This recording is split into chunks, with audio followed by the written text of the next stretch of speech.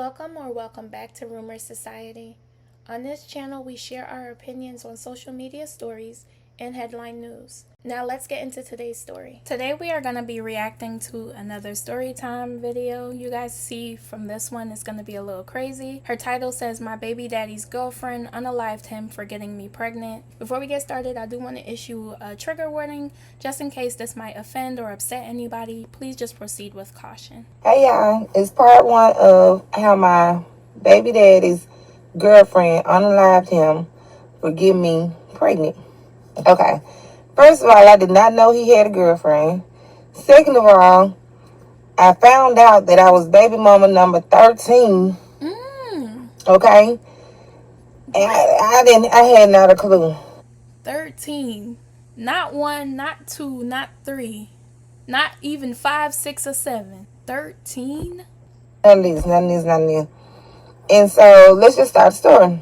So I was married for 15 years and I was staying in Houston, Texas with my then husband and our kids.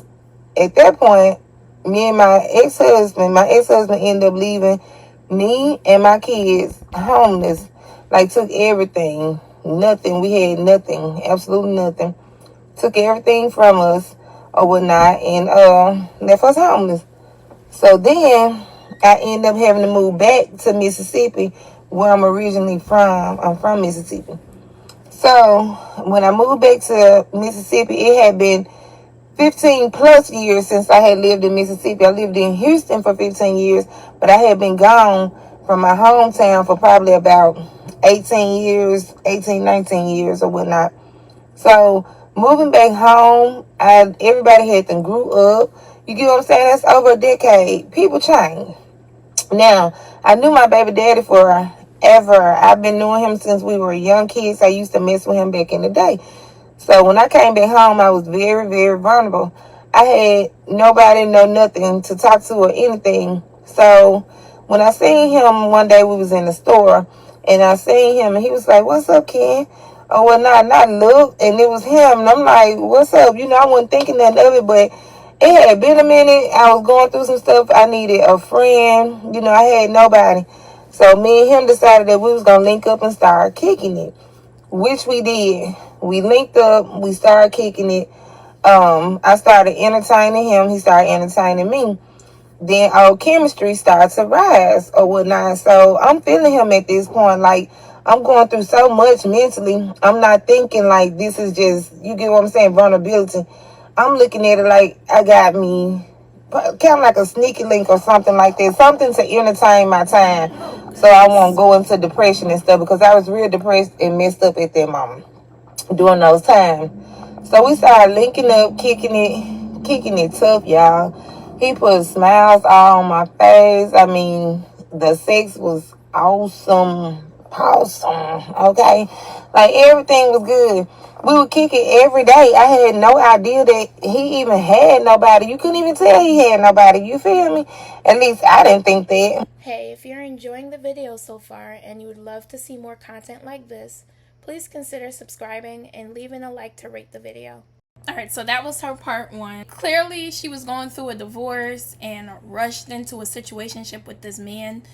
Like she said, she didn't even know that she was about to be baby mama number 13. I just feel like 13 is crazy. Okay, so this is part two. Let's go ahead. So the man started spending like tons of money on me, okay? On me and my kids.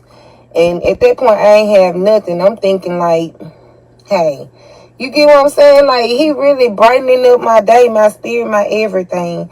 I don't know, he was almost like my knight in shining armor. Until one day, I started getting these strange text messages to my phone. And it was just like, you know, basically, if you don't leave my man alone, then we gonna have problems. Okay, hence, I'm not messing with nobody else's man. I'm only messing with this man, and this man is my boo. And this is a small town we stay in. Everybody know everybody's business. So I had never heard, though, that he had nobody. You just couldn't even tell that he had nobody. We together every day, all day. We going on shopping trips. We going out to eat. Publicly, nothing was hidden or nothing, y'all. So it confused the mess out of me. I know what I know now, and I'm gonna get to that on how in the world he was hiding it.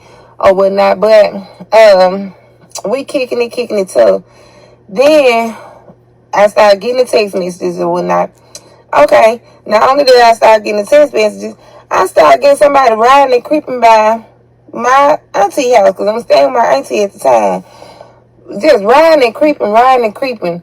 So I'm not paying anything, no attention or whatnot. I'm seeing it, but it ain't registering in my head, this for me.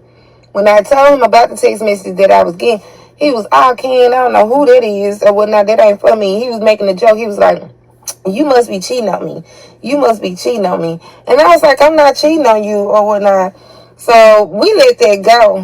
Whole time he cheating. That night we end up having SEX, okay? That night we end up having SEX.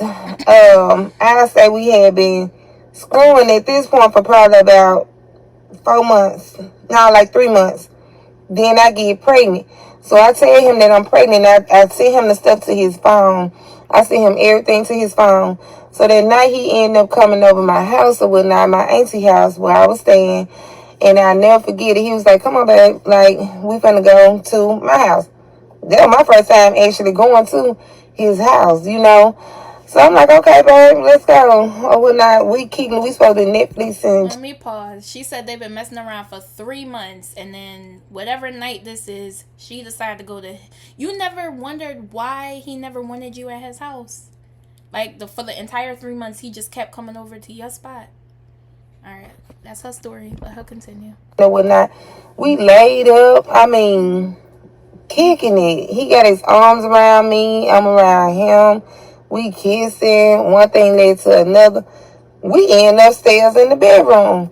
When we get upstairs in the bedroom, he flipping me over. I'm on top. When I tell y'all I'm on top at this point, I'm talking about ride. I start hearing somebody like they coming in the door. And that scared the mess out of me because so the man started... She going down memory lane, y'all. She talking about she riding. Alright, let's go to part 3. Part 3 of my baby daddy's girlfriend unalived him for getting me pregnant. So, where I left off at in the last video, we started hearing what I did. I heard like somebody trying to open the door. It's like I heard it like they was turning it slow. You can kind of hear the creep, kind of like turning it slow. He's so into it. I'm into it too, but I catch everything. So it scared me. So when it scared me, I jumped up. I'm like, hold on. You don't hear nobody opening that door or whatnot? So he like, man, like, you don't hear nothing. Like, it's just the Crips and crevices basically that I'm hearing. He's like, it's a big house, so it's quiet, and it's an older house, but it's a big house, so we thinking it's just the Crips and crevices. He never got up to look because we so deep into the SEX. You feel me? So as we continue on, he flipped me over, whatnot, because I'm thrown off at this point. I don't even want to keep going. I'm like, go check. He get the kissing back on me. He like, nah, babe, like, calm down. It's just in your mind. Just calm down. Ain't nobody here but us, or whatnot. All right. As he on top of me, he kissing me. He making me more and more relaxed or whatnot. So we getting back into it. At this point, he is on top of me. We're back into it. Next thing you know, literally at the blink, it just went so fast. I can't even fathom the thought. It went so fast. I heard a boom. That's what you heard. You heard a boom. And somebody just cut out. I'm so shocked and startled. I don't even know what. Like, he looking at me like this. That's how he was looking at me, like he was stuck. I don't even think he realized he was shot. To be honest, he was stuck. I didn't realize he was shot or whatnot. I don't know. It just went so fast. I hate this part. I hate even thinking about this part, y'all. The look in his eyes was a blank stare, and it just threw me completely off. Next thing you know, he just fall over. Oh my God. On top of me. He fall over on top of me. I'm stuck. I'm hearing somebody run, but I'm not seeing who, nothing. Like, I ain't see nothing. I can't tell y'all I seen her shoot him because I didn't see her. How I found out, but hold on, I'm moving too fast. So, all right. As he laying there, he laying on top of me at this point. Now I'm screaming. Ah, you get what I'm saying? I'm realizing because I'm seeing the blood just pour out at this point. Ah, she shot him in the back of his neck, and the blood just started goozing out. It just everywhere. I'm screaming. Ah, I'm shocked. Don't know what's going on. I'm scared. I don't want to go out the bedroom because I don't know who just did this. I don't know if they still in the house. I heard them run, but I don't know what's going on. My mind ain't registering literally what's going on. All I know is he done been shot. So I get up, or when I rush to the door and I close the door.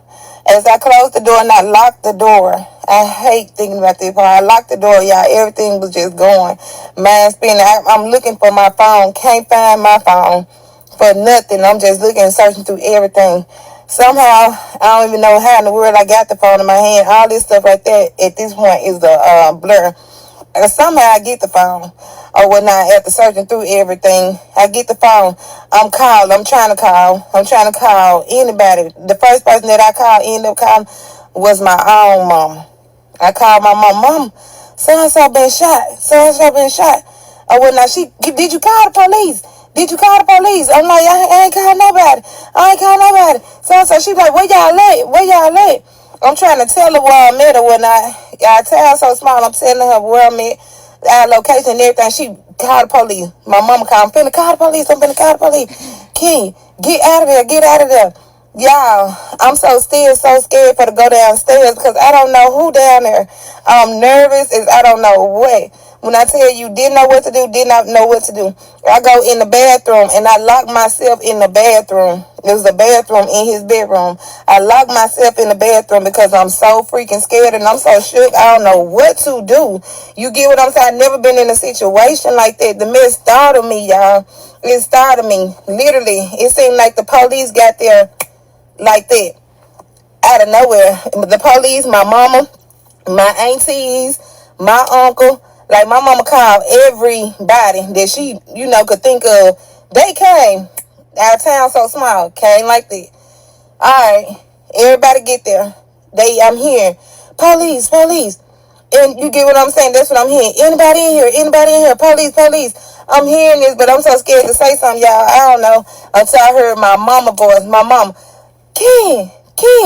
That's what I heard. When my mama said, Ken, that's when I said, I unlocked the door and I let myself out. Mom, it's me. I go running to my mom. My mama dragged me up out of there. At this point, I know I'm safe, y'all, but I'm still scared. I'm just shocked. Ain't nothing like this ever in my life happened to me. It's like, what's going on? I don't know what to do. I'm talking about mine and the friends of y'all. They take me and put me in the ambulance to make sure I'm okay. I'm okay because ain't nothing happened to me. Only thing that's in my head is literally that was almost me. Seriously. Because I was on top. You get what I'm saying? Then we reversed the roles and he ended up being on top to make me feel safe. So as they sitting there checking me or whatnot, they check me out to make sure I'm straight or whatnot. Everything good. They come outside. Literally, y'all. They come outside and they asking me, questions. Did I see who did it? Or what the person had on? I didn't see nothing. I'm telling them I didn't see nothing. To the point where they almost was feeling like, did you do it? You get what I'm saying? That's how they was making me feel. Did you do it? Yeah, I'm instead of telling them I didn't see what happened. We was having sex. So I can't tell you. He was on top of me. My eyes closed. I'm into it. Only thing that I heard was a boom. Literally, and this man, you get what I'm saying, stuck looking at me. That's the only thing I could tell them. Seriously. So by this time, somebody notified his folks. His folks end up coming over there. As they coming over there, they screaming, they yelling. Because by this time, they done pronounced him dead. We seen the coroner pull up to pronounce him deceased. And that's what it scared the mess out of me. So as they pronounced him deceased, his family looking at me, asking me questions. Who was in the house? Who all was in the house? I can't tell them who was in the house because I don't know. When nobody in the house to my knowledge but me and him. I have no idea, and I basically can't even tell you at this point. I'm thrown off. Y'all asking me all these questions like I know. I'm so thrown off. Then, somehow, we end up leaving. They let me leave, and my mom was like, we gonna continue this on tomorrow. Y'all, it's so hot out here, and I got my windows up. But we gonna continue this on tomorrow. Or not, she need to calm down. She need to calm down. Y'all hear folks start texting my phone, all kind of threatening messages, trying to make it seem like I did the stuff, and I know for a fact I didn't do it. Okay, they started sending me threatening messages like I had did something. I know for a fact I didn't do anything. Only thing I was doing basically was laid up with this man. I don't have a clue who did what. The next day, the police asked, can I come back down to the station? Can I come down to the station so they can ask me some questions? I couldn't sleep at all that night. Like, my mama, my whole family basically was around me the whole night. They didn't literally let me out their sight, basically. So I'm still up. I hadn't been asleep or nothing. I get down to the police station to answer more questions. They questioned me. At that point, we found out it was another death that happened that night. It was another death that happened that night, and it ended up being his girlfriend there. How we found that out? Oh shit, my bad. How we found that out was, hold on. Part 3 of my baby. So that's part 3. I don't want my video to be too long, so we're gonna come back for the second part. But I think what she's trying to say, or what she was saying towards the end, is that the girlfriend possibly unalived herself. We're gonna come back for that part, but that's crazy. Like, this sounds like a movie to me. A movie. And that's unfortunate, because now this baby in her stomach, I looked on her page, she already had the baby. But this baby is now going to grow up without a father, like never met the father. I hope he has some type of relationship with the dad side of the family, or maybe his siblings or something. I don't know. She did say she baby mama number 13. It just, like, when you creeping around, you being low down and dirty, it never pays. Like, somehow, some way, somebody's going to end up getting the short end of the stick. And she's right. That could have been her that lost her life, leaving her other children behind. She claims she didn't know he was in a relationship. I hope she not lying. Obviously, we don't know. We weren't there. He clearly knew he was in a relationship and was creeping around, and unfortunately for him, it cost him his life. So to us, it's like, well, he just cheating. You can move on. To whoever the girlfriend was, she not moving on. That's her man, and if she can't have him, nobody can. This story was intense. It's crazy. I'm gonna end the video here, y'all, but we're gonna come back for part 2.